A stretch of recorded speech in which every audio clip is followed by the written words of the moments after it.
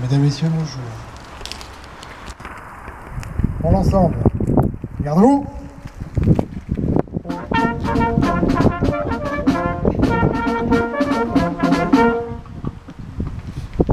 Prêt pour les couleurs? Envoyez.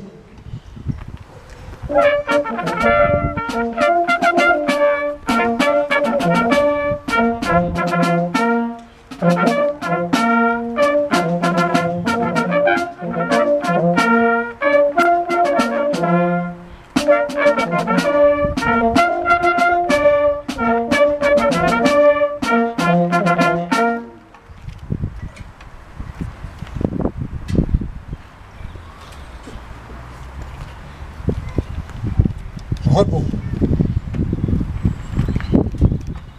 Dépôt de gerbes et de lumignon, révérend Père Bunel.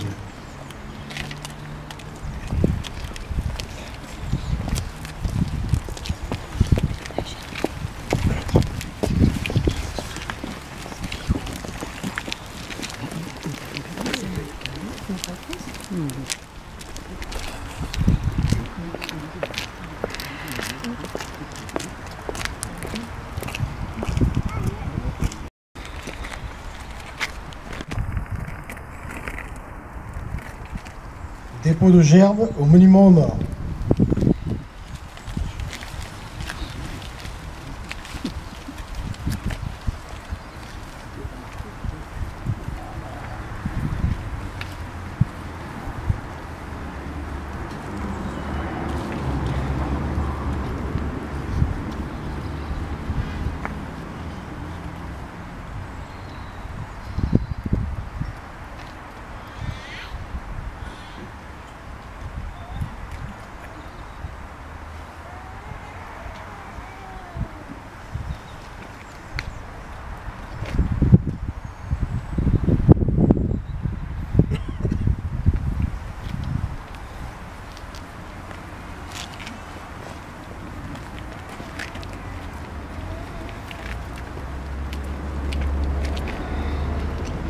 Aux morts.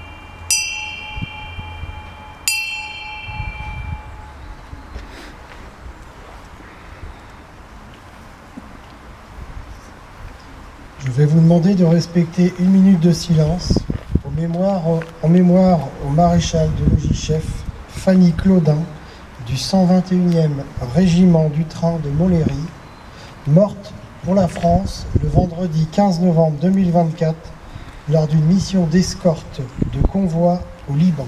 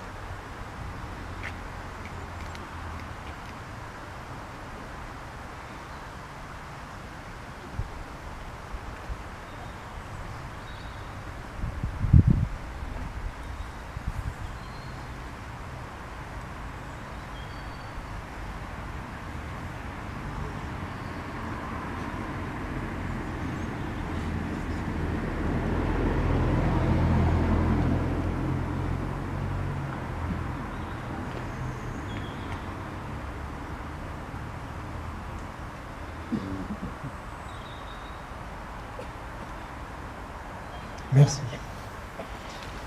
Allocution de Monsieur Guy Boulard, président des anciens combattants UNC OPEX.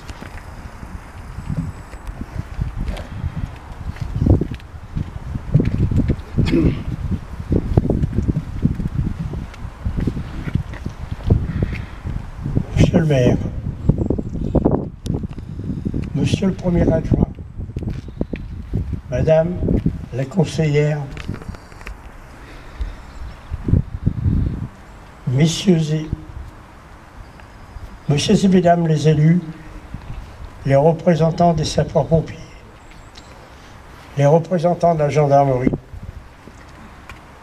l'harmonie, le CMJ, Mesdames et Messieurs, avant de commencer, Monsieur le maire, j'aurais voulu, au nom des anciens combattants de l'UNC, mais des CAPG également, pour remercier. Pardonnez, j'ai un petit peu de problème de voix. Vous remercier, car le 5 mai de cette année, nous avons inauguré le cimetière militaire, désormais réhabilité et valorisé, et possède désormais une identité propre, marquant ainsi sa différence dans l'environnement qui l'entoure. Il porte la mémoire de 55 hommes, tous morts pour la France, tombés sur différents champs de bataille, à différentes époques, mais unis par un même idéal, celui du devoir et de l'engagement et du sacrifice.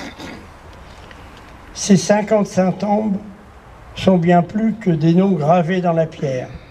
Elles racontent une histoire, celle de 32 soldats de la Première Guerre mondiale, nos grands-pères. Celle de 18 soldats de la Seconde Guerre mondiale, nos pères. Elles incluent aussi un soldat de la guerre d'Indochine, un jeune homme tombé pendant son service militaire, et 4 soldats morts pendant la guerre d'Algérie, nos frères. Parmi eux, 2 frères reposent côte à côte, Claude et Michel Leclerc. Michel est décédé le 4 juillet 1957. Claude, jeune appelé, est mort au combat le 12 mars 1961 au Djebel Chidiaou, dans la commune de Merouana, zone sud du Constantinois. Depuis 10 mois, il participait à toutes les opérations de son unité, distinguant par son courage et sa détermination. Ce jour-là, face à un ennemi farouche et retranché, il occupa une position stratégique sous le feu, permettant à une section voisine d'agir. Il y fut mortellement atteint. Pour sa bravoure, Claude Leclerc a été décoré à titre posthume de la Croix de la valeur militaire.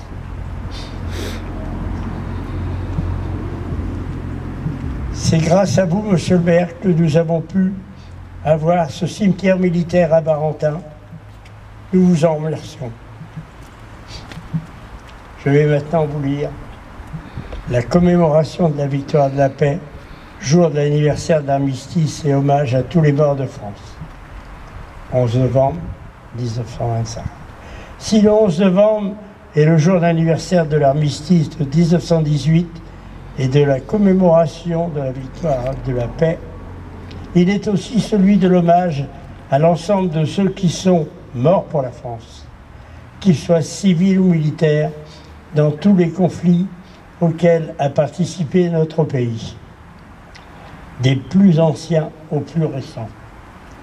En 2025, dans le cadre du cycle mémorial du 80e anniversaire de la libération de la France, nous avons honoré plus particulièrement toutes celles et ceux qui ont donné leur vie pour qu'elle soit le 8 mai 1945 à la table des vainqueurs. Dans ce contexte, honorons plus particulièrement la mémoire méconnue des malgré nous, celle de nos concitoyens issus des actuels départements de la Moselle, du Bas-Rhin, du Haut-Rhin, enrôlés de force en 1942 à 1945 dans les armées du régime nazi et victimes directes avec leurs familles des tribulations historiques de leur région. Sur 130 000, malgré nous, 30 000 sont morts au combat ou sont portés disparus, principalement sur le front de l'Est. D'autres sont morts dans les camps soviétiques. La mention « mort pour la France » a été attribuée à certains d'entre eux. Elle figure désormais sur les monuments aux morts de leurs villes et villages d'origine à côté de leur nom. N'oublions pas non plus les morts pour la France d'Indochine et de Corée, ainsi que d'Afrique du Nord. Militaires de carrière, engagés, volontaires, appelés ou rappelés du contingent, harkis, supplétifs et civils, pieds noirs métropolitains détachés et religieux. Plus près de nous, saluons nos OPEX, morts pour la France, près de 700 hommes depuis 1963, dans le cadre de plus de 130 opérations extérieures menées par la France dans le monde.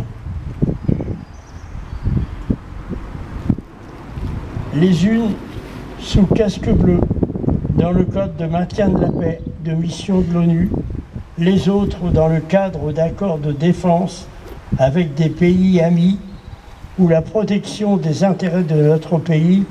Nous ne pouvons pas oublier en particulier les 58 morts du Drakkar à Beyrouth en 1983. Et de même, les 90 des nôtres qui ont donné leur vie en Afghanistan, dans le cadre de l'engagement de la France au sein de la Force internationale d'assistance et de sécurité sous le pavillon OTAN de 2001 à 2014, aux côtés des forces américaines et alliées. En cette période troublée, pensons à toutes celles et tous ceux que nous venons d'évoquer. Suivons leur exemple, donnons un sens à notre vie en les honorant et en transmettant leur exemple à nos enfants pour que vive une France unie autour des valeurs traditionnelles et fière de nos trois couleurs, de son drapeau qui résume son histoire. Vive la République, vive la France.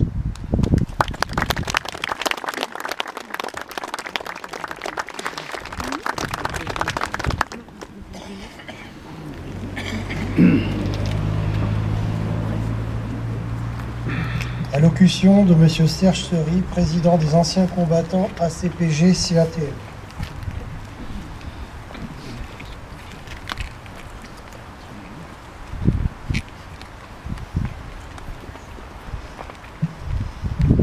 Monsieur le maire, mesdames et messieurs les élus et les corps constitués, en vos noms et qualités, les enfants du Conseil jeune, l'Harmonie, mesdames et messieurs, chers camarades. Message de l'UFAC du 11 novembre 2025. Aujourd'hui, nous commémorons dans toutes les villes, dans tous les villages de France, la signature à Rotonde de l'armistice mettant fin à la guerre de 1914-1918. Après le conflit, partout, presque partout, ont été érigés des monuments aux morts ou des stèles commémoratives, véritables sentinelles de la mémoire, qui nous rappellent les sacrifices et les souffrances endurées par nos aînés. En outre, la nation a décidé d'honorer un soldat symbole de tous les morts pour la France. Ainsi, le 11 novembre 1920, le corps d'un soldat français inconnu, tombé au champ d'honneur au cours de la Première Guerre mondiale, est solennellement honoré sous l'Arc de Triomphe, puis y est inhumé en 1921. En 1923, afin de perpétuer ce souvenir et ce sacrifice, une flamme brille sur sa tombe. Celle-ci n'a jamais cessé d'être ravivée chaque soir, y compris sous l'occupation. Le 11 novembre 1940, des étudiants de France se sont même réunis pour honorer le soldat inconnu dans un des premiers actes de la résistance française à l'occupant. Malgré le traité de paix signé à Versailles, la Première Guerre mondiale qualifiée de grande alors que rien de ce qui est porteur de haine et de division ne peut être grand, ne fut pas la dernière, comme tous l'avaient espéré. C'est la raison pour laquelle l'Union française des associations de combattants et de victimes de guerre, l'UFAC, œuvre à l'interdiction du recours à la guerre pour le règlement des différends internationaux, ardemment le droit de chaque être humain à la paix. Pour ce faire, l'UFAC agit résolument et avec persévérance pour la paix, en particulier en direction des jeunes générations, nos successeurs en tant que passeurs de mémoire, invités à devenir des citoyens d'un monde tolérant sans haine ni guerre. Dans ce monde incertain, il faut rester conscient de la fragilité de la paix et de la nécessité d'unir toutes les bonnes volontés pour la faire perdurer. Vive la République, vive la France.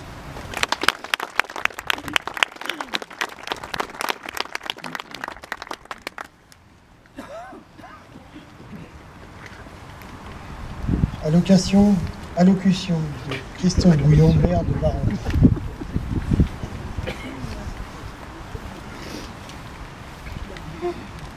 Monsieur le Président de l'UNC Barentin, cher Guy Boulard, Monsieur le Président des ACPG CATM de Barentin, cher Serge Serry, Monsieur le Premier Adjoint, Madame la Conseillère déléguée aux événements, Mesdames et Messieurs les élus, un amical salut tout particulier aux membres du Conseil municipal des enfants, fidèles à nos manifestations patriotiques. Saluer également le représentant de la brigade de gendarmerie de Pavilly-Barentin. Saluer également la présence à nos côtés des sapeurs-pompiers de Barentin, de nos porte-drapeaux, de l'harmonie municipale qui nous gratifie de belles aubades et qui est fidèle à nos rassemblements patriotiques. Saluer également la présence des scouts de Barentin. Tout à l'heure, lorsque nous avons commencé cette cérémonie, nous sommes allés nous recueillir, comme nous le faisons à chaque fois, devant cette stèle représentant le Père Jacques. Nous ne le faisons pas par hasard. Nous le faisons d'abord parce qu'il est ancré dans la mémoire de notre collectivité. N'oublions jamais, ce qui justifie aussi la présence à nos côtés des scouts de Barentin, qu'il a été à l'origine, il y a plusieurs années de cela, de l'existence même des scouts de Barentin. Mais il est surtout honoré parce qu'il est juste parmi les justes. Il a, au sacrifice de sa vie, sauvé des jeunes enfants juifs. C'est la raison pour laquelle, à chaque fois que nous en avons l'occasion, c'est-à-dire au moment des manifestations patriotiques, nous honorons à la fois sa mémoire, mais aussi son courage. Je voudrais également saluer la présence à nos côtés curé de notre paroisse, cher Père aimé. Je vais commencer par lire le message que nous adresse la ministre des Armées, Catherine Vautrin, à l'occasion de ce 11 novembre 2025. Le 11 novembre, la France écoute battre son cœur. Elle se recueille devant les noms de ceux qui ont donné leur vie pour que nous vivions libres. Elle se rassemble pour commémorer la victoire et célébrer la paix. C'était il y a 107 ans. Au fracas des armes succédait le silence des plaines dévastées de Champagne, des vallées de la Meuse, des forêts d'Argonne. Ce silence portait le poids immense de ceux qui étaient morts durant 4 années dans les grandes batailles, couchés dessus le sol ou ensevelis sous la boue. 1 400 000 soldats tombés au champ d'honneur. Autant de familles meurtries. 4 millions de blessés et de mutilés. Et parmi ceux, apparemment indemnes, combien de nuits hantées, des terreurs sans fin. Chaque année, devant les monuments de nos communes, des générations se rejoignent, unies dans cette mémoire. Nous rendons visible l'idéal qui nous tient debout, le sens que nous avons donné à notre histoire, le projet collectif que nous poursuivons, par-delà les tragédies. Construire un ordre tel que la liberté, la sécurité, et la dignité de chacun pour qu'elle y soit garantie, selon les mots du général de Gaulle en 1941. Ce projet porte un nom, notre République. La République a donné à chaque soldat mort pour la France, aussi anonyme soit-il, d'être honoré à la place la plus élevée, celle qu'occupe la tombe du soldat inconnu sous l'arc de triomphe. En lui s'incarne le sacrifice de tous les morts pour la France, d'hier et d'aujourd'hui, jusqu'à ceux qui, loin de chez nous, sont tombés en Indochine, en Algérie, dans les Balkans, en Afrique, en Afghanistan ou au Levant. En lui se mêlent leurs visages venus de tout horizon, ceux des fusiliers marins bretons et des travailleurs sénégalais, unis dans le même héroïsme à Dixmude, ceux tombés à Verdun ou sur les plages de Provence, ceux des francs-tireurs et partisans et des résistants du réseau Alliance, ceux de ces combattants venus d'Afrique, du Pacifique, des Amériques et d'Asie, qui reposent désormais dans le sol de France, sous les croissants, les étoiles et les croix des carrés militaires. Ceux des incorporés, des forces alsaciens et moselans, pris dans le drame intime de leur conscience, ceux qui croyaient au ciel et ceux qui n'y croyaient pas. Sur ce soldat de tous les âges et de toutes les origines, la flamme du souvenir ne s'est jamais éteinte. Il y a 100 ans, en 1925, était organisé aux Invalides le premier atelier de confection des bleuets de France, devenu le symbole de la solidarité avec le monde combattant. Cette petite fleur qui poussait dans les tranchées témoigne de la force d'âme de la nation. Force d'âme pour rappeler les commémorations du 80e anniversaire des débarquements, de la libération et de la victoire.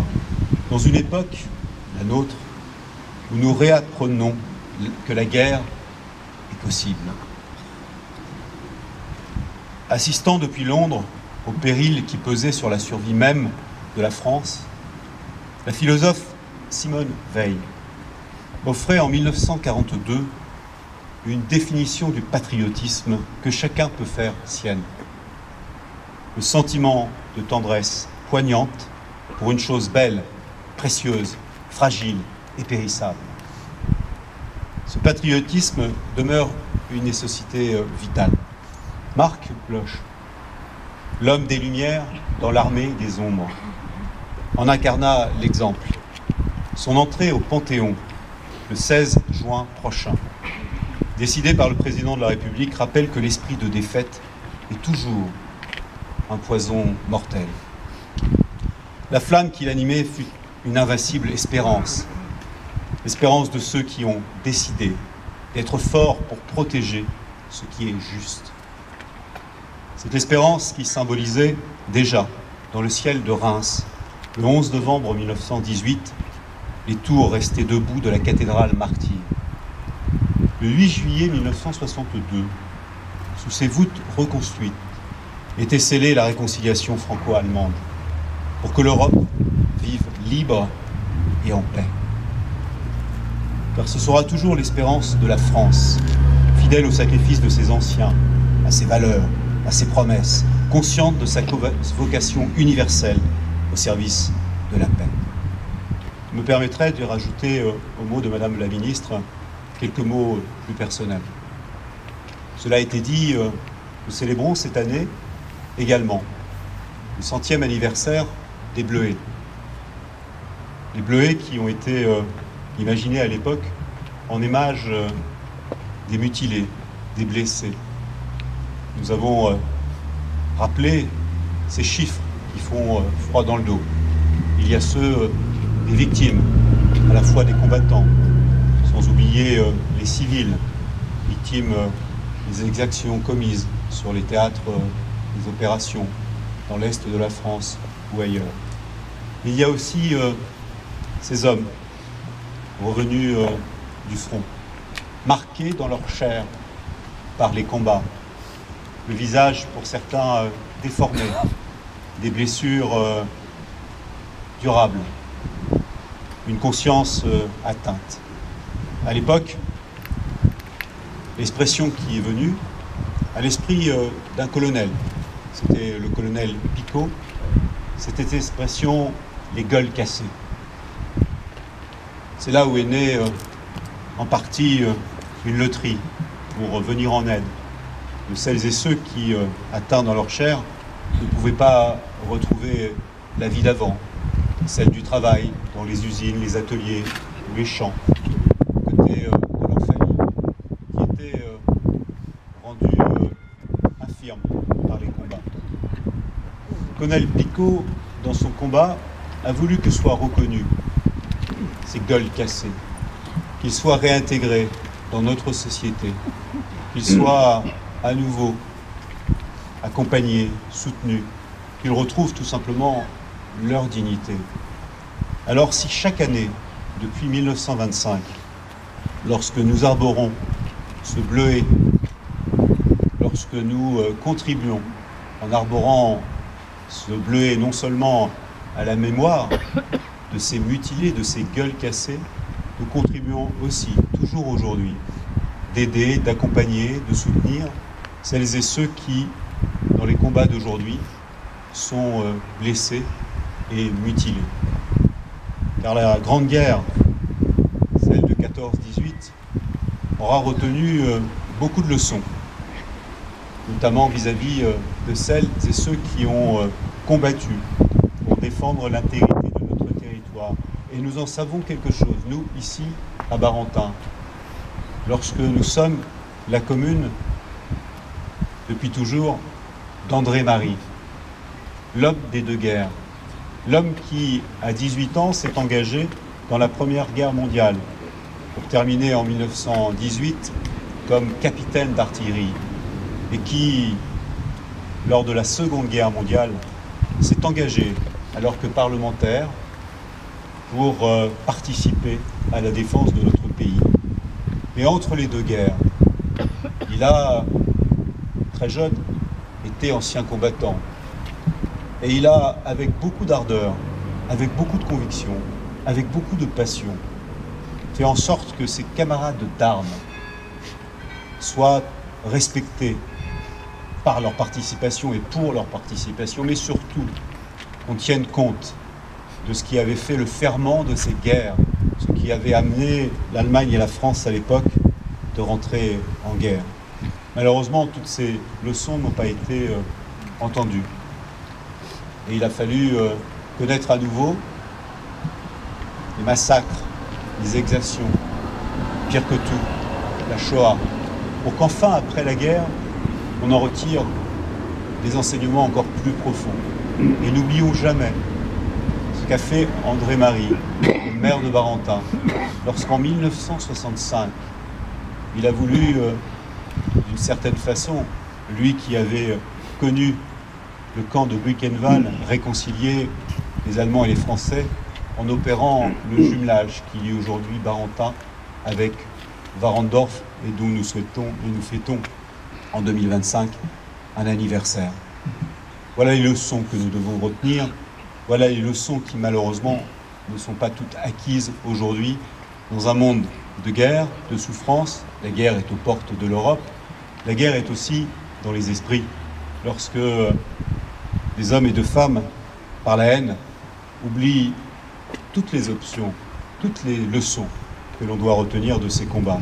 Et si nous sommes aujourd'hui aussi nombreux devant ce monument aux morts, pour respecter non seulement les noms qui y sont inscrits, pour respecter non seulement ce cimetière militaire que nous avons aujourd'hui, pour respecter non seulement les hommes et les femmes dont on a rappelé le sacrifice, n'oublions jamais que la bête immonde est encore présente, comme le disait Bertolt Brecht. Et il nous appartient, hommes et femmes de conviction, hommes et femmes en responsabilité, de perpétuer ce souvenir pour que jamais, jamais, les jeunes qui sont ici présents ne connaissent ces heures sombres qu'a pu connaître notre pays. Vive la République et vive la France.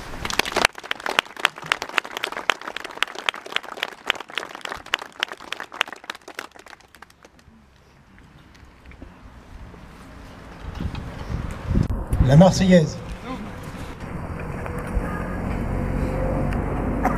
Ça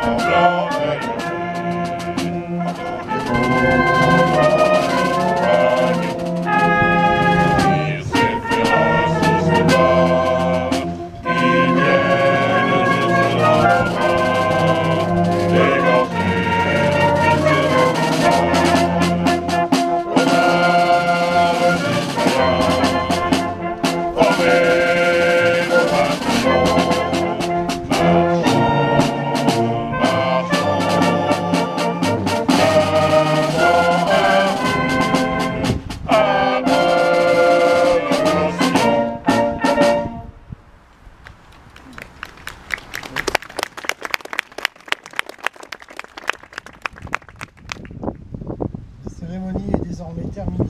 J'en profite pour vous rappeler le concert de l'harmonie municipale samedi 15 novembre à 18 h au théâtre Mondor.